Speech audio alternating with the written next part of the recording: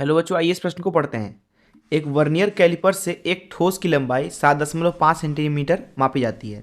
यदि वर्नियर की अल्पतमांक 0.01 सेंटीमीटर हो तो उपर्युक्त नाप की संभावित प्रतिशत त्रुटि ज्ञात कीजिए। उसकी गणना करनी है यहाँ पे। आइए इस प्रश्न की मुख्य अवधारणा की चर्चा करें। मुख्य अवधारणा। मान लीजिए हमारे पास में कोई एक वस्तु है कुछ इस तरीके से, और हम इसकी जो लंबाई है वो किसी यंत्र से मापते हैं। वर्नियर कैलिपर भी हो सकता है वो यंत्र जिससे उसकी लंबाई माप रहे हैं। मान लीजिए जो इसकी लंबाई है वो नापने में हमें मिली एल, जो भी इसकी लंबाई है उस यंत्र से नापने पर हमें एल लंबाई मिली, और उस यंत्र का जो अल्पतमांक है वो दरअसल डेल्टा एल है। इस अवस्था में जो ये एल लंबाई हमने नापा है उसमें प्रतिशत त्रुटि हम लिखेंगे। प्रतिशत त्रुटि किसमें?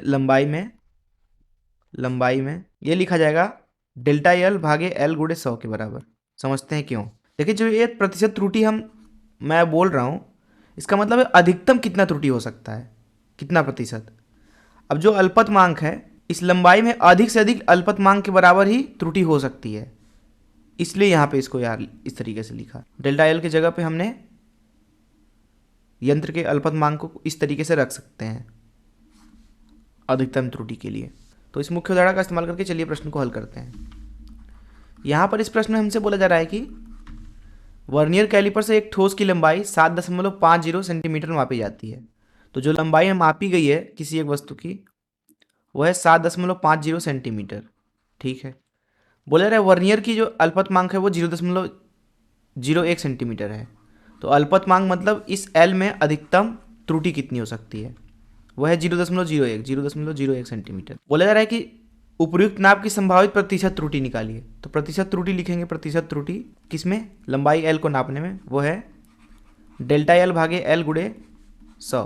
अर्थात जो अल्पतमांक है वो दिए गए लंबाई का, अर्थात दिए गए नापे गए लंबाई का कितना प्रतिशत है, क्योंकि वही हो सकता है अधिक से अधिक उसमें त्रुटि।